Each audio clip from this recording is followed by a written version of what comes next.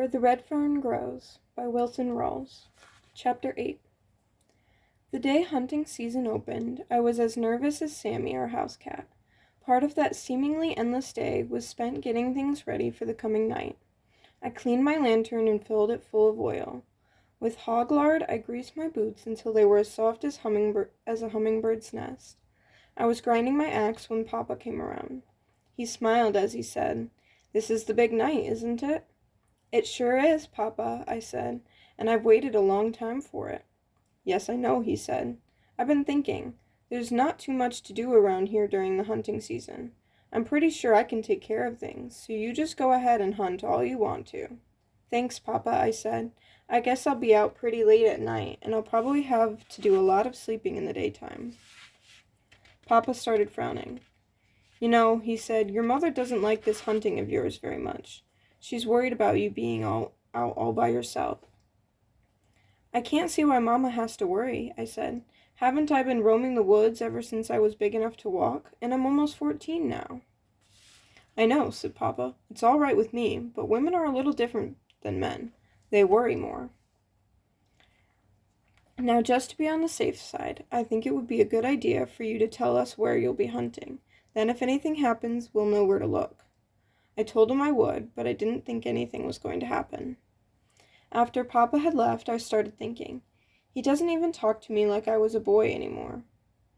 He talks to me like I was a man. These wonderful thoughts made me feel just about as big as our old red mule. I had a good talk with my dogs. "I've waited almost 3 years for this night," I said, "and it hasn't been easy. I've taught you everything I know, and I want you to do your best." Little Anne acted like she understood. She whined and saved me a wash job on my face. Old Dan may have, but he didn't act like it. He just lay there in the sunshine, all stretched out and limber as a rag. During supper, Mama asked me where I was going to hunt. "I'm not going far," I said, "just down on the river." I could tell Mama was worried, and it didn't make me feel too good. "Billy," she said, "I don't approve of this hunting, but it looks like I can't say no, not after all you've been through, getting your dogs and all that training." "Aw, he'll be all right," Papa said. "Besides, he's getting to be a good-sized man now." "Man!" Mama exclaimed. "Why, he's still just a little boy." "You can't keep him a little boy always," Papa said. "He's got to grow up someday." "I know," Mama said, "but I don't like it, not at all, and I can't help worrying." "Mama, please don't worry about me," I said. "I'll be all right. Why, I've been all over these hills, you know that." "I know," she said, "but that was in the daytime. I never worried too much when it was daylight, but at night, that's different. It'll be dark and anything could happen." "There won't be anything happening," I said. "I promise I'll be careful."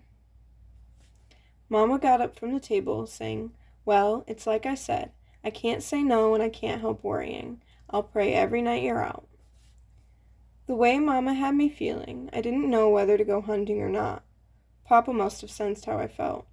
"It's dark now," he said, "and I understand those coons start stirring pretty early. You had better be going, hadn't you?" While Mama was bundling me up, Papa lit my lantern. He handed it to me, saying, "I'd like to see a big coonskin on the smokehouse wall in the morning." The whole family followed me out on the porch. There, we all got a surprise. My dogs were sitting on the steps, waiting for me. I heard Papa laugh. "Why, they know you're going hunting," he said. "Know it as well as anything." "Well, I never," said Mama. "Do you really think they do? It does look like they do. Why, just look at them." Little Anne started wiggling and twisting. Old Dan trotted out to the gate, stopped, turned around, and looked at me. "Sure they know Billy's going hunting," piped the little one, "and I know why." "How do you know so much, silly?" asked the oldest one.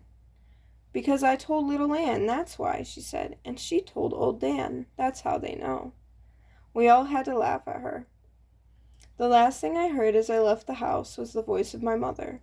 "Be careful, Billy," she said, "and don't stay out late." It was a beautiful night, still and frosty. A big grinning Ozark moon had the countryside bathed in a soft yellow glow. The starlit heaven reminded me of a large blue umbrella outspread with the handle broken off. Just before I reached the timber, I called my dogs to me. "Now, the trail will be a little different tonight," I whispered. "It won't be a hide dragged on the ground. It'll be the real thing. So remember everything I taught you, and I'm depending on you. Just put one up a tree and I'll do the rest." I turned them loose, saying, "Go get 'em." They streaked for the timber. By the time I had reached the river, every nerve in my body was drawn up as tight as a fiddle string. Big-eyed, with ears open, I walked on, stopping now and then to listen. The way I was slipping along, anyone would have thought I was trying to slip up on a coon myself.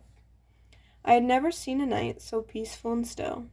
All around me, tall sycamores gleamed like white streamers on the moonlight. A prowling skunk came wobbling up the river bank. He stopped when he saw me. I smiled at the foxfire glow of his small, beady red eyes. He turned and disappeared in the underbrush. I heard a sharp snap and a feathery rustle in some bush close by. A small rodent started squealing in agony. A nighthawk had found his supper. Across the river and far back in the rugged mountains, I heard the baying of a hound. I wondered if it was the same one I had heard from my window on those nights so long ago. Although my eyes were seeing the wonders of night, my ears were ever alert, listening for the sounds of my hounds telling me they had found a trail. I was expecting one of them to bawl, but when it came it still startled me. The deep tones of old Dan's voice jarred the silence around me. I dropped my axe and almost dropped my lantern. A strange feeling came over me. I took a deep breath and threw back my head to give the call of the hunter, but something went wrong. My throat felt like it had been tied in a knot. I swallowed a couple times and the knot disappeared. As loud as I called, I whooped. "Whoo-wee! Get 'em, Dan, get 'em!" Little Ann came in. The bell-like tones of her voice made shivers run up and down my spine. I whooped to her. "Whoo-wee! Tell it to 'em, little girl, tell it to 'em." This was what I had prayed for, worked and sweated for. My own little hounds bawling on the trail of a river coon. I don't know why I cried, but I did. While the tears rolled, I whooped again and again. They straightened the trail out and headed down the river. I took off after them as fast as I could run. A mile downstream, the coon pulled his first trick. I could tell by my dogs' voices that they had lost the trail. When I came to them, they were out on an old drift, sniffing around. The coon had pulled a simple trick. He had run out on the drift, leaped into the water, and crossed the river. To an experienced coonhound, the crude trick would have been nothing at all. But my dogs were just big, awkward pups, trailing their first live coon.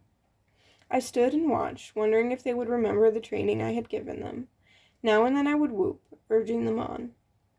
Old Dan was having a fit. He whined and he bawled, he whimpered and cried. He came to me and reared up, begging for help. "I'm not going to help you," I scolded, "and you're not going to find him out on that drift.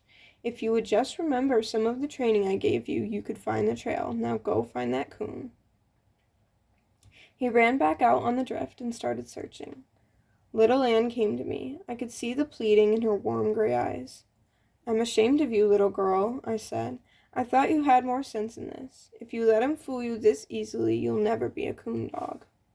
She whined, turned, and trotted downstream to search again for the lost trail. I couldn't understand. Had all the training I had given them been useless? I knew if I waded the river, they would follow me. Once on the other side, it would be easy for them to find the trail. I didn't want it that way. I wanted them to figure it out by themselves. The more I thought about it, the more disgusted I became. I sat down and buried my face in my arms. Out on the drift, old Dan started whining. It made me angry, and I got up to scold him again. I couldn't understand his actions. He was running along the edge of the drift, whimpering and staring downriver. I looked that way. I could see something swimming for the opposite shore. At first I thought it was a muskrat. In the middle of the stream where the moonlight was the brightest, I got a good look. It was little Ann. With a loud whoop, I told her how proud I was. My little girl had remembered her training. She came out on a gravel bar, shook the water from her body, and disappeared in the thick timber. Minutes later, she let me know she had found the trail.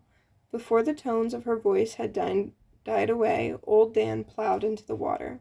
He was so eager to join her, I could hear him whining as he swam. As soon as his feet touched bottom in the shallows, he started bawling and lunging. White sheets of water, knocked high in the moonlight by his churning feet, gleamed like thousands of tiny white stars. He came out of the river onto a sandbar. In his eagerness, his feet slipped in the loose sand, and down he went. He came out of his roll, running and bawling. Ahead of him was a log jam. He sailed over it and disappeared down the river bank. Seconds later, I heard his deep voice blend with the sharp cries of little Anne. At that moment, no boy in the world would have been more proud of his dogs than I was. Never again would I doubt them. I was hurrying along, looking for a shallow riffle so I could wade across, when the voices of my dogs stopped. I waited and listened. They opened again on my side of the stream. The coon had crossed back over. I couldn't help smiling. I knew that never again would a ringtail fool them by swimming the river. The next trick the old fellow pulled was dandy. He climbed a large water oak standing about 10 feet from the river and simply disappeared. I got there in time to see my dogs swimming for the opposite shore. For half an hour they worked that bank. Not finding the trail, they swam back. I stood and watched them. They practically tore the riverbank to pieces looking for the trail. Old Dan knew the coon had climbed the water oak. He went back, reared up on it, and bawled a few times. "There's no use in doing that, boy," I said. "I know he climbed it, but he's not there now. Maybe it's like Grandpa said, he just climbed right on out through the top and disappeared in the stars." My dogs didn't know it, but I was pretty well convinced that that was what the coon had done. They wouldn't give up. Once they crossed over to the other shore, it was no use. The coon hadn't touched that bank. They came back. Old Dan went up the river, and little Anne worked downstream.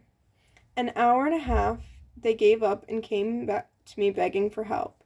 I knelt down between their wet bodies. While I scratched and petted them, I let them know that I still loved them. "I'm not mad," I said. "I know you did your best. If that coon can fool both of us, then we're just beat. We'll go someplace else to hunt. He's not the only coon in these bottoms." Just as I picked up my axe and lantern, little Anne let out a bawl and tore out down the riverbank. Old Dan, with a bewildered look on his face, stood for a moment looking after her. Then, raising his head high in the air, he made my eardrums ring with his deep voice. I could hear the underbrush popping as he ran to join her. I couldn't figure out what had taken place. Surely little Anne had heard or seen something. I could tell by their voices that whatever it was they were after, they were close enough to see it, and they were probably running by sight. The animal left the bottoms and headed for the mountains. Whatever it was, it must have realized my dogs were crowding it too closely. At the edge of the foothills, it turned and came back toward the river. I was still trying to figure out what was going on when I realized that on striking the river, the animal had again turned and was coming straight toward me. I set my lantern down and tightened my grip on the axe. I was standing my ground quite well when visions of bears, lions, and all kinds of other animals started flashing across my mind. I jumped behind a big sycamore and was trying hard to press my body into the tree when a big coon came tearing by. 25 yards behind him came my dogs, running side by side. I saw them clearly when they passed me, bawling every time their feet touched the ground. After seeing that there was nothing to be scared of, once again I was the fearless hunter, screaming and yelling as loud as I could. "Get 'em, boy! Get 'em!" I tore out after them. The trails I knew so well were forgotten. I took off straight through the brush.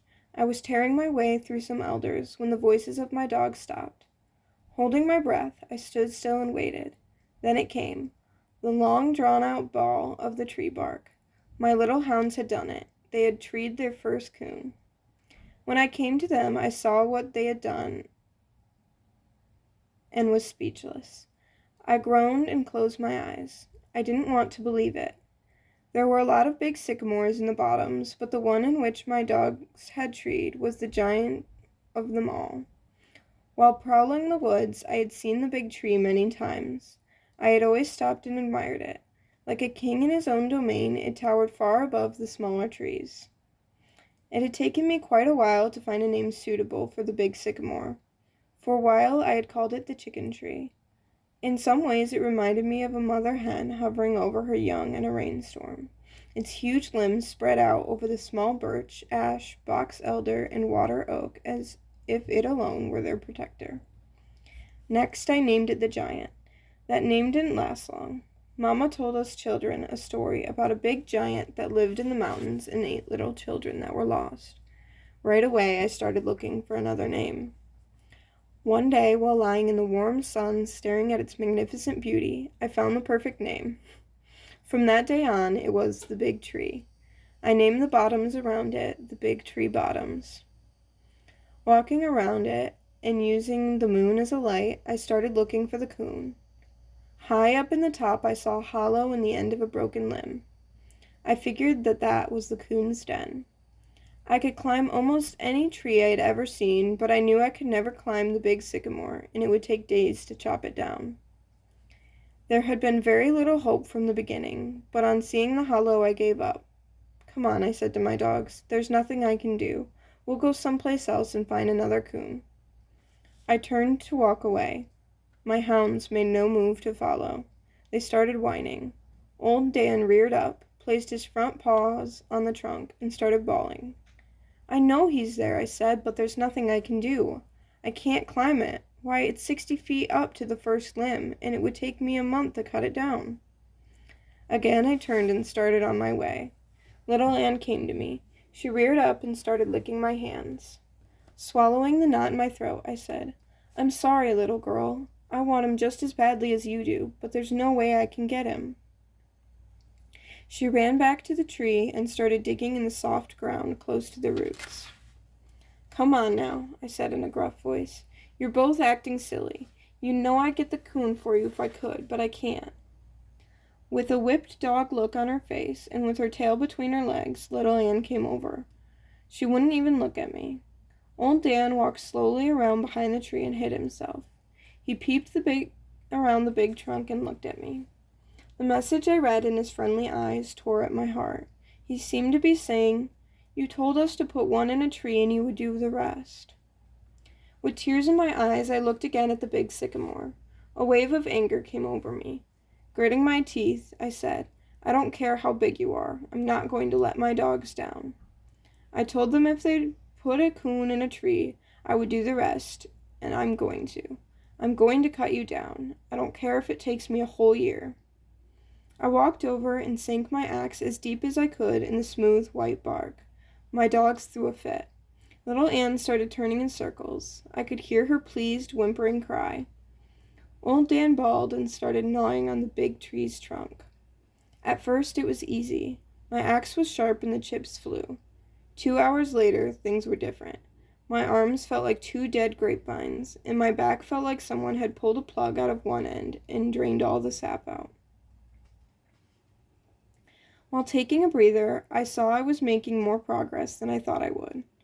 The cut I had started was a foot deep, but I still had a long way to go. Sitting on their rears, my dogs waited and watched. I smiled at the look on their faces. Every time I stopped chopping, they would come over. While little Ann washed the sweat from my face, old Dan would inspect my work. He seemed to be pleased with what he saw, for he always wagged his tail.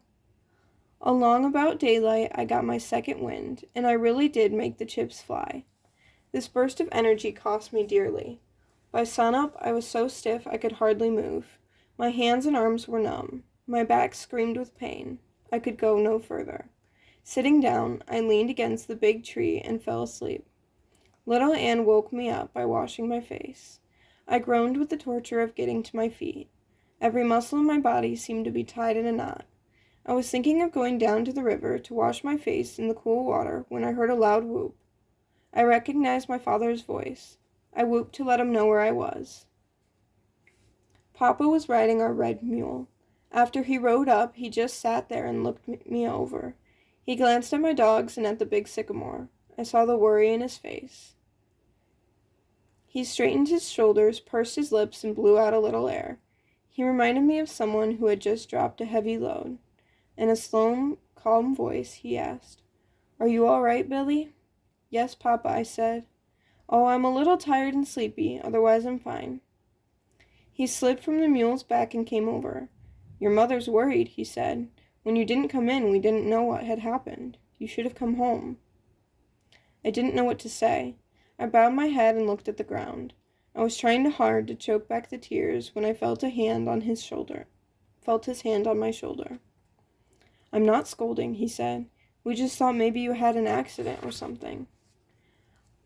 I looked up and saw a smile on his face. He turned and looked again at the tree. "Say," he said, "this is the sycamore you call the big tree, isn't it?" I nodded my head. "Is there a coon in it?" he asked. "There sure is, Papa," I said. "He's in that hollow limb. See, that one way up there. That's why I couldn't come home. I was afraid he'd get away." "Maybe you just think he's there," Papa said. "I believe I'd make sure before I'd cut down a tree that big."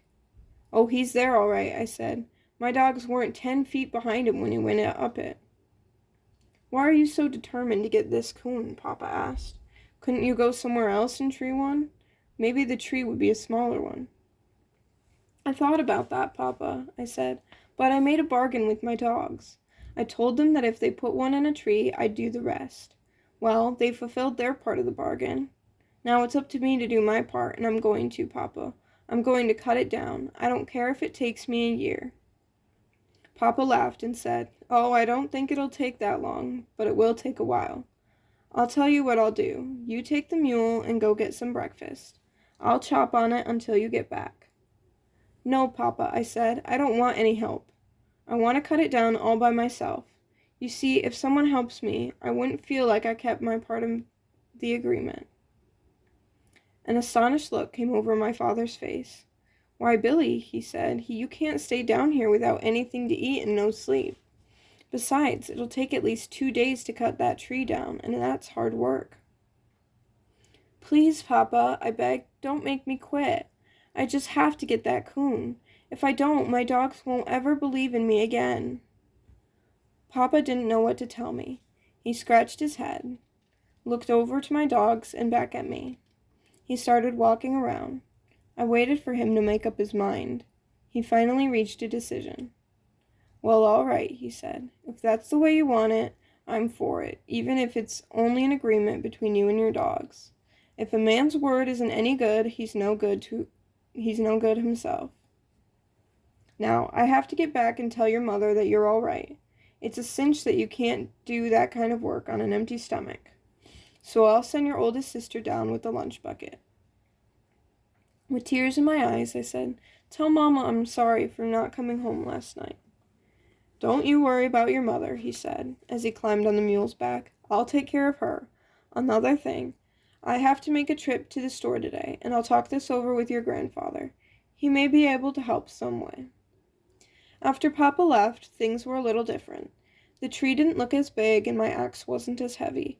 I even managed to sing a little as I chopped away. When my sister came with the lunch bucket, I could have kissed her, but I didn't.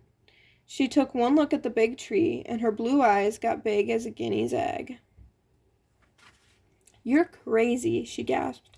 "Absolutely crazy. Why, it'll take a month to cut that tree down, and all for an old coon."